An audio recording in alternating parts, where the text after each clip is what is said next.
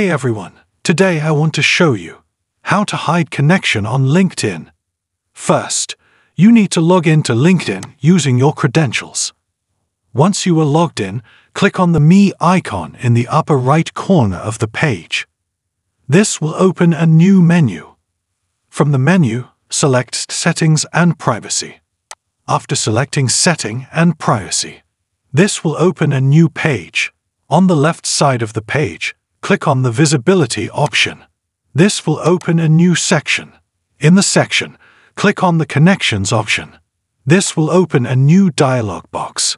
In the dialog box, toggle the Let Your Connections See Your Connections switch to No.